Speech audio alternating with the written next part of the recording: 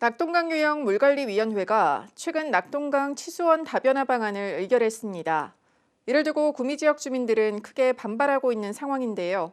현대 HCN 뉴스와이드에서는 치수원 다변화 정책 방향과 각 지자체별 입장, 갈등의 해결 방안을 짚어보는 연속기획 리포트를 준비했습니다. 오늘은 첫 순서로 치수원 다변화 방안의 내용과 추진 방향에 대해 정리했습니다. 오승훈 기자의 보도입니다. 환경부 산하 낙동강유역 물관리위원회가 지난달 24일 통합 물관리 방안을 의결했습니다. 안전한 먹는 물 확보를 위해 낙동강의 수질을 개선하고 치수원을 다변화한다는 게 주 내용입니다. 환경부는 오는 2028년까지 구미 해평치수장에서 하루 30만 톤, 대구 지역 낙동강 본류에서 초고도 정수 처리를 통한 하루 28만 8천 톤의 먹는 물을 확보한다는 계획입니다. 다만 이번 의결 과정에서 치수원 다변화 사업의 착공 전까지 주민들의 동의를 구해야 한다는 조건을 달았습니다.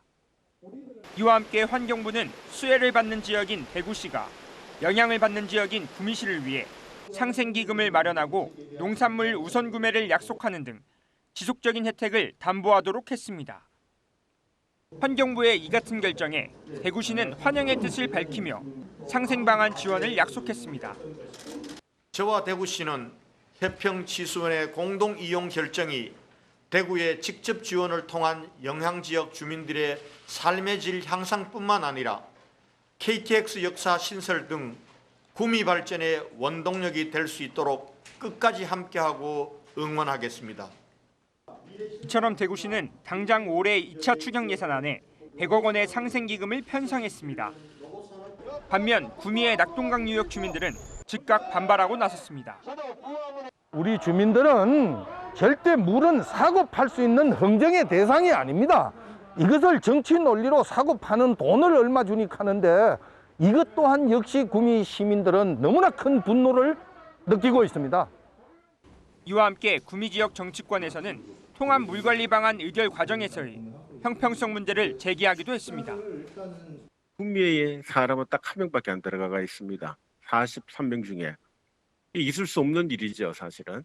그러니까 정부가 이 과정을 추진을 할 때 물이 필요한 그 지역과 정부가 생합심을 해가지고 이거 답을 정해놓고 결과를 냈었다. 이렇게 내 말씀드리고 싶습니다. 구미 해평치수장 물을 대구와 공동 활용하는 문제를 두고 환경부와 지역 주민들이 팽팽하게 대립하고 있는 상황.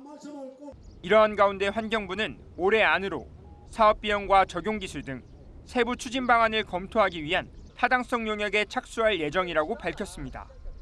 HCN 뉴스 오승훈입니다.